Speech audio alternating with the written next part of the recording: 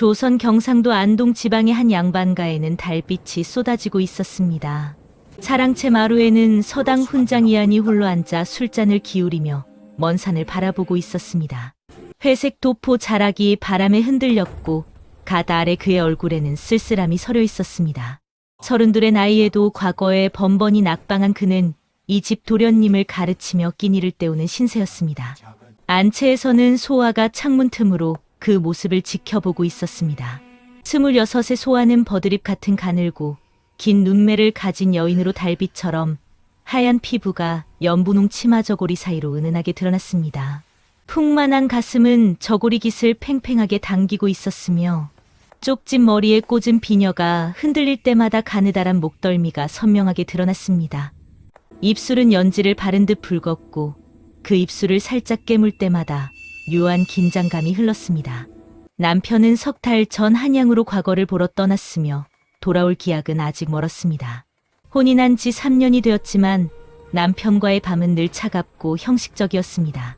가문을 잇기 위한 도구처럼 그 공허함은 날이 갈수록 깊어만 갔습니다. 큰 달이 떠있는 저녁에 소아는 잠을 이룰 수 없었습니다. 뒤척이다가 일어나 마루로 나섰을 때 달빛 아래 사랑채의 이한과 눈이 마주쳤습니다. 이한은 황급히 고개를 숙였으나 소아는 그 자리에 서서 움직이지 못했습니다. 가슴 깊은 곳에서 알 수 없는 떨림이 일어났고 목구멍이 타들어가는 듯한 갈증을 느꼈습니다. 소아는 천천히 사랑채 쪽으로 걸음을 옮겼습니다. 마님, 이 밤중에 어인일이십니까? 이한이 황급히 일어서며 몸을 낮추었습니다. 소아는 그의 얼굴을 똑바로 바라보며 입술을 적셨습니다. 달빛이 그녀의 하얀 목덜미를 비추었고 치마 저고리 사이로 쇄골이 빛났습니다. 훈장님께서 홀로 술을 드시는 것 같아 그냥 지나칠 수 없었습니다. 소아가 마루 끝에 걸터 앉았습니다. 치마가 스르르 흘러내리며 하얀 버선발이 드러났고 이안의 시선이 그곳에 머물렀습니다. 소아는 그 시선을 알아챘으나 피하지 않았습니다. 이안이 술잔을 하나 더 꺼내 소아 앞에 놓았습니다. 두 사람은 말없이 술을 마셨으며 달빛만이 그 침묵을 채우고 있었습니다. 소아의 손이 떨렸고 술잔을 잡은 손가락 끝이 하얗게 질렸습니다. 이안은 그 손을 바라보다가 자신의 손으로 살짝 감쌌습니다. 소아가 놀란 듯 이안을 쳐다보았으나 손을 빼지 않았습니다. 이안이 천천히 소아의 손등을 어루만지자 소아의 숨소리가 거칠어졌습니다. 가슴이 두근거렸고 온몸에 열기가 퍼져나갔습니다. 소아는 눈을 감았고 이안은 그녀의 손목을 잡아당겨 자신에게 가까이 끌어당겼습니다. 두 사람의 얼굴이 가까워졌으며 숨결이 섞였습니다. 이안의 입술이 소아의 목덜미에 닿았고 소아는 작은 신음을 흘렸습니다. 이안의 손이 소아의 저고리 깃을 살짝 벗기자 하얀 어깨가 드러났습니다.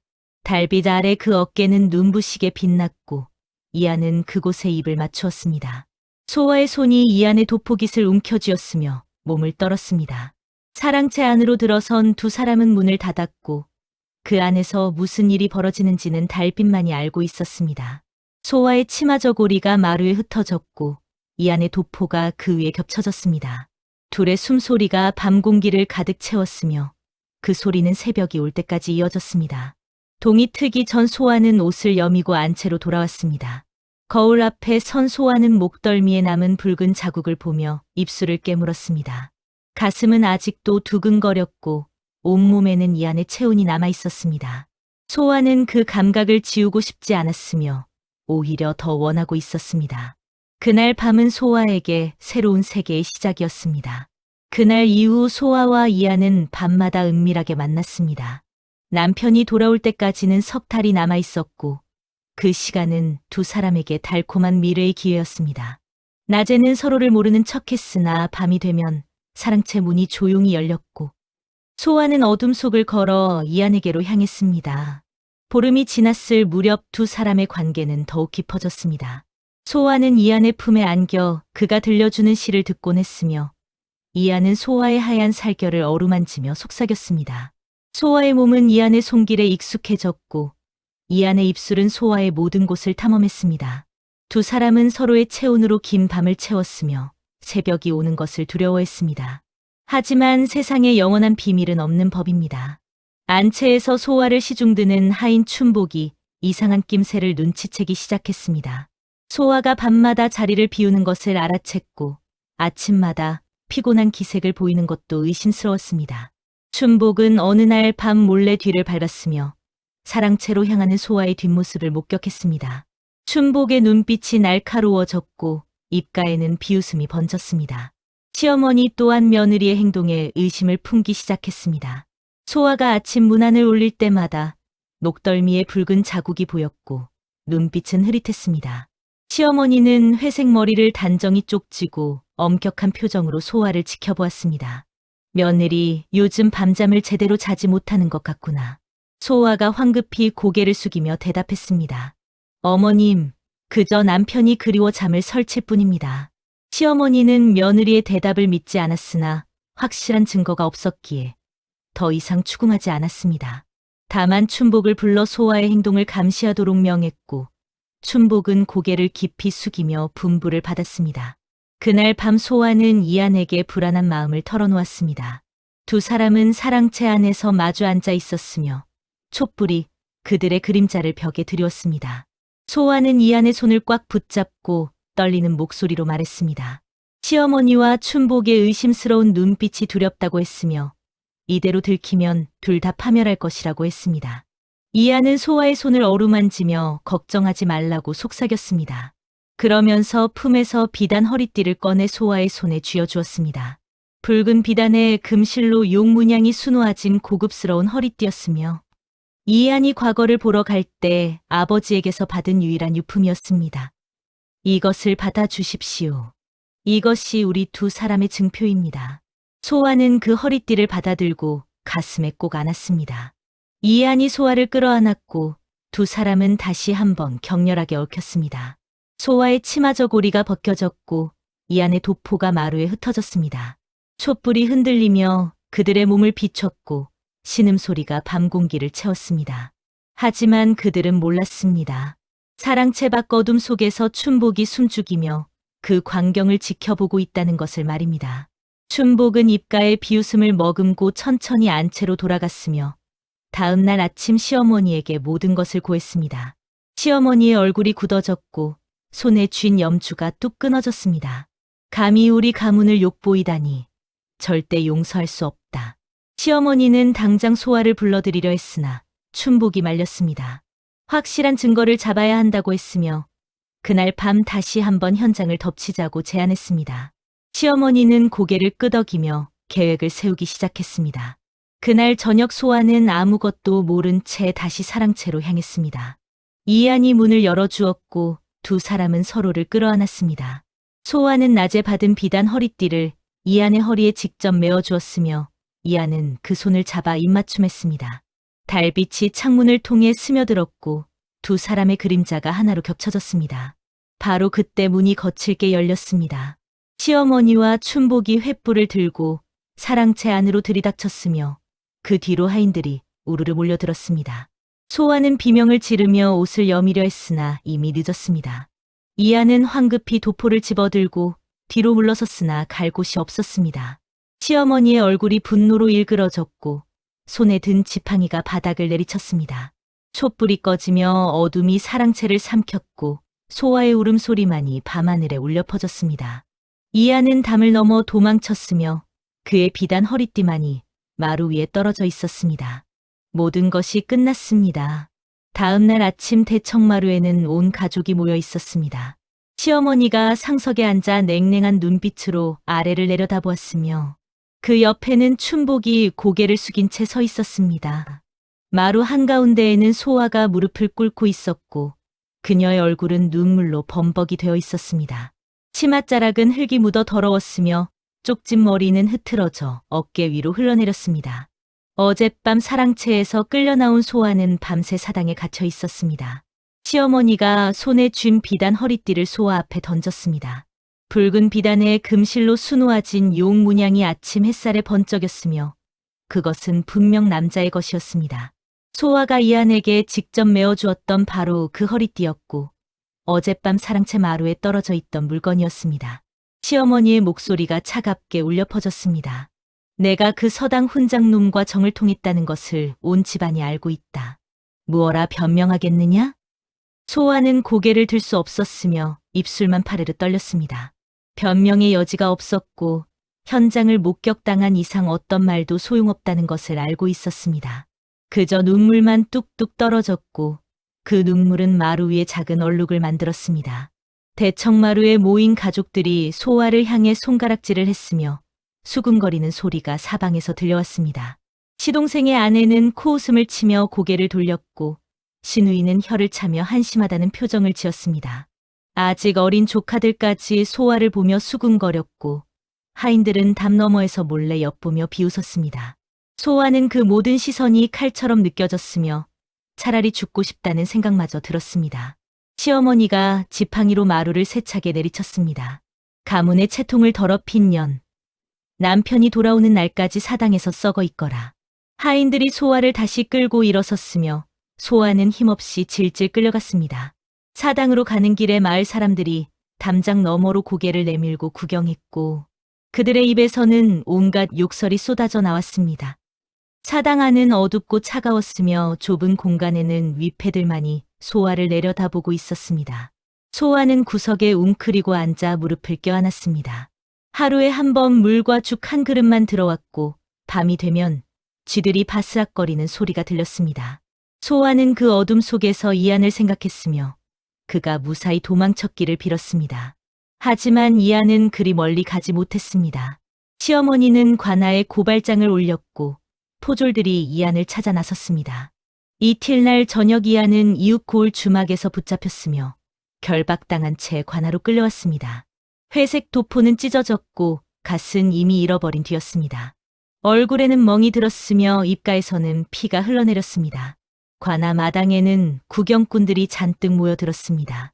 사또가 놓은 자리에 앉아 이안을 내려다보았으며 서리가 고발장을 낭독하기 시작했습니다. 양반과 부인과 간통한 죄로 고발되었다는 내용이었고 증인으로 시어머니와 춘복이 나섰습니다. 시어머니는 직접 현장을 목격했다고 증언했으며 춘복은 비단 허리띠를 증거물로 제시했습니다. 사또가 이안에게 물었습니다. 내가 양반과 부인과 정을 통한 것이 사실이냐? 이안은 고개를 숙인 채 대답하지 않았습니다. 사또가 노하여 형방에게 곤장을 치라고 명했고 이안의 비명이 관아 마당에 울려 퍼졌습니다. 열대를 맞고 나서야 이안은 입을 열었으며 모든 것을 자백했습니다. 구경꾼들이 웅성거렸고 침을 뱉으며 욕설을 퍼부었습니다. 사또는 이안에게 곤장 30대를 선고했으며 마을에서 영원히 추방하라고 명했습니다. 이안은 피를 흘리며 질질 끌려나갔고 그의 뒷모습은 곧 사라져버렸습니다.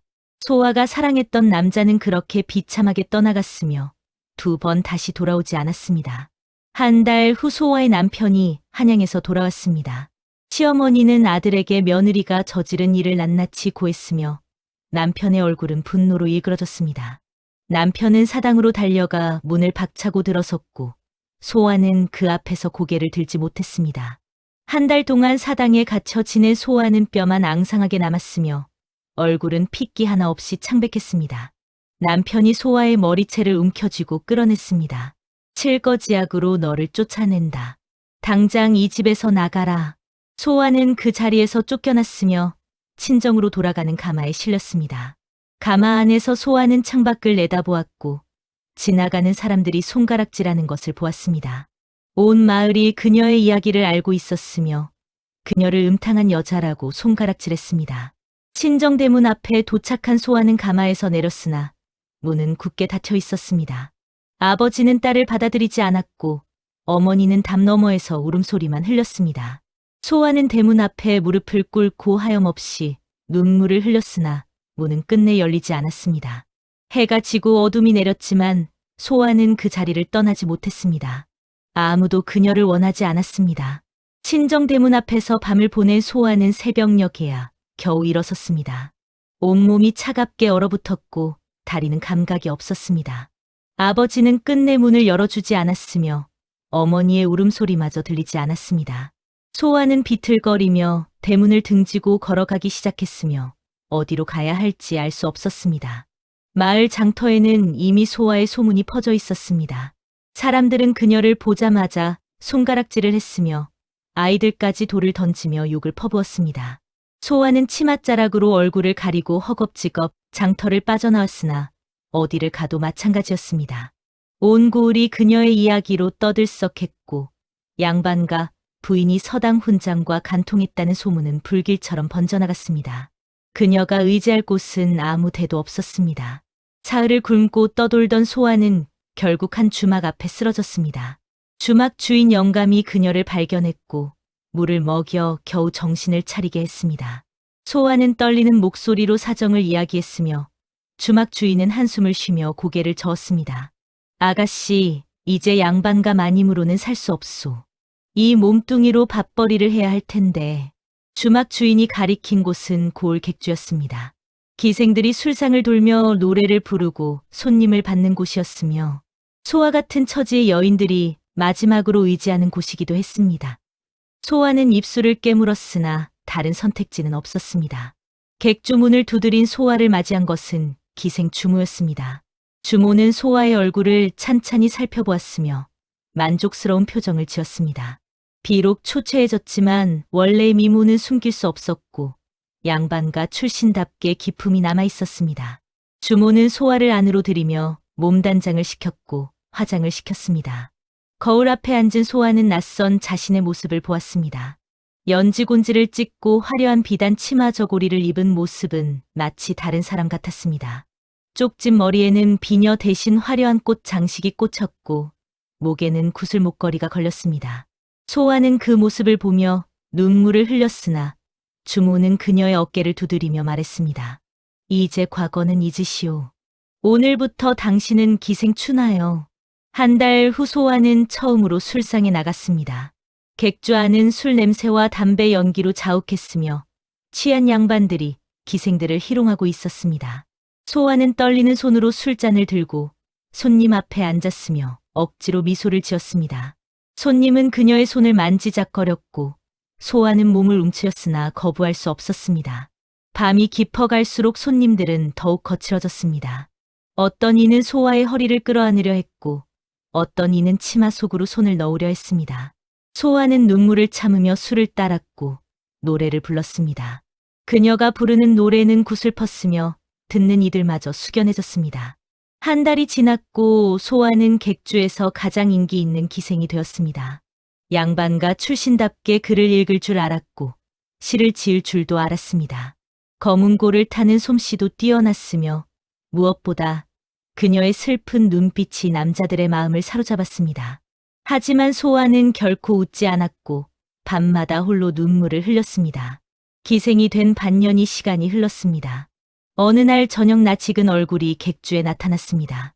회색 도포를 입은 사내가 술상에 앉아 있었고 소아는 그 뒷모습만 봐도 알 수 있었습니다. 바로 이안이었습니다. 관아에서 곤장을 맡고 추방당했던 그 남자가 다시 이곳에 나타난 것입니다. 소아의 가슴이 두근거렸고 손에 든 술병이 흔들렸습니다. 주모가 소아를 그 술상으로 보냈습니다. 소아는 떨리는 발걸음으로 이안에게 다가갔으며 그의 앞에 무릎을 꿇고 앉았습니다. 이안이 고개를 들었고 두 사람의 눈이 마주쳤습니다. 이안의 눈빛은 차갑게 식어 있었으며 소아를 알아보고도 아무런 반응이 없었습니다. 소아가 떨리는 목소리로 속삭였습니다. 훈장님, 저를 기억하시나요? 이안이 술잔을 들어 단숨에 비우고는 냉정하게 대답했습니다. 누군지 모르겠소. 술이나 따르시오. 소아의 손이 부들부들 떨렸고 눈에서는 눈물이 주르르 흘러내렸습니다. 이안은 그녀의 눈물을 보고도 고개를 돌렸으며 옆에 앉은 다른 기생을 끌어안았습니다. 소아는 그 광경을 보며 가슴이 찢어지는 것 같았으나 아무 말도 할 수 없었습니다. 이안은 이미 다른 양반가의 훈장 자리를 얻었으며 새 출발을 하고 있었습니다. 곤장을 맞고 추방당했지만 이웃 고을에서는 그의 과거를 아는 이가 없었고 다시 서당을 열 수 있었습니다. 이안은 소아와의 일을 완전히 잊기로 했으며 그녀를 다시는 만나지 않으려 했습니다. 하지만 우연히 객주에서 마주친 것이고 그는 모른 척하기로 선택한 것입니다. 소아는 그날 밤술을 마시고 또 마셨습니다. 취해서 비틀거리며 방으로 돌아온 소아는 이불을 뒤집어 쓰고 울었습니다. 한때 목숨처럼 사랑했던 남자가 이제는 남이 되어버렸고 그녀만 혼자 파멸의 구렁텅이에 빠져 있었습니다. 이안에게 준 비단 허리띠는 증거물이 되어 그녀를 파멸시켰지만 이안은 멀쩡히 살아가고 있었습니다. 세상은 그녀에게만 냉혹했습니다. 구독, 좋아요는 제작에 힘이 됩니다.